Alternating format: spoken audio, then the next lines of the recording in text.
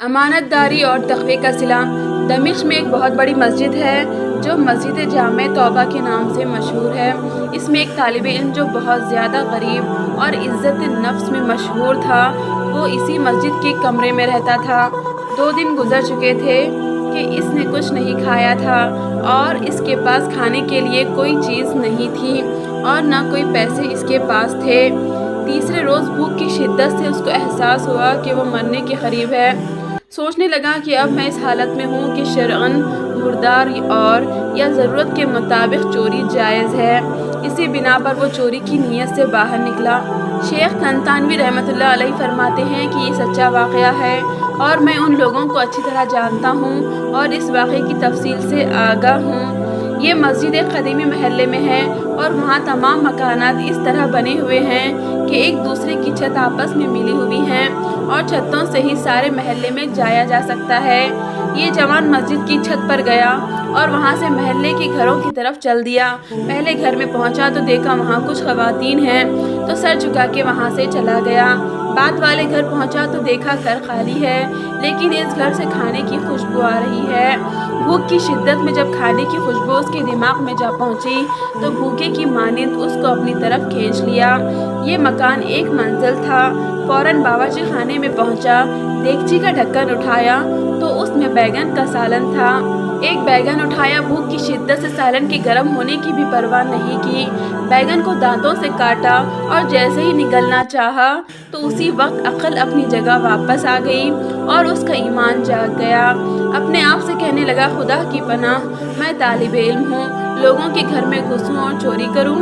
اپنے اس کام پر شرم آ گئی، پشیمان ہوا اور استغفار کیا اور پھر بیگن کو واپس دیگچی میں رکھ دیا اور جیسے آیا تھا ویسے ہی واپس لوٹ گیا اور مسجد میں داخل ہو کر شیخ کے حلقہ درس میں حاضر ہوا۔ بھوک کی شدت سے سمجھ نہیں پا رہا تھا کہ شیخ کیا درس دے رہے ہیں۔ جب شیخ درس سے فارغ ہوئے اور لوگ بھی متفرق ہو گئے تو ایک خاتون مکمل حجاب میں وہاں آئی، شیخ سے کچھ گفتگو کی اور وہ طالب علم ان دونوں کی گفتگو نہیں سمجھ سکا۔ شیخ نے اپنے اطراف میں نگاہ ڈالی تو اس طالب علم کے علاوہ کسی کو وہاں نہ پایا۔ پھر اس کو آواز دی اور کہا، تم شادی شدہ ہو؟ جوان نے کہا، نہیں۔ شیخ نے کہا، تم شادی نہیں کرنا چاہتے؟ جوان خاموش رہ گیا۔ شیخ نے پھر کہا، مجھے بتاؤ تم شادی کرنا چاہتے ہو یا نہیں؟ اس جوان نے جواب دیا، خدا کی قسم، میرے پاس ایک لقمہ روٹی کے لیے پیسے نہیں ہیں، میں کس طرح شادی کروں؟ شیخ نے کہا، یہ خاتون آئی ہے، اس نے مجھے بتایا ہے کہ اس کا شوہر وفات پا گیا ہے اور اس شہر میں ایک ضعیف چچا کے علاوہ کوئی عزیز و رشتہ دار نہیں ہے۔ اپنے چچا کو یہ اپنے ساتھ لے کر آئی ہے اور اس خاتون کو اس کے شوہر سے گھر اور مال ورثے میں ملا ہے۔ اب یہ خاتون ایسے مرد سے شادی کرنا چاہتی ہے جو شرعاً اس کا شوہر اور اس کا سرپرست ہو تاکہ تنہائی اور بدکار انسانوں سے محفوظ رہے۔ کیا تم اس سے شادی کرو گے؟ جوان نے کہا، ہاں۔ اور پھر اس خاتون سے پوچھا کہ تم اس کو اپنے شوہر کے طور پر قبول کرتی ہو؟ اس نے بھی مثبت جواب دیا۔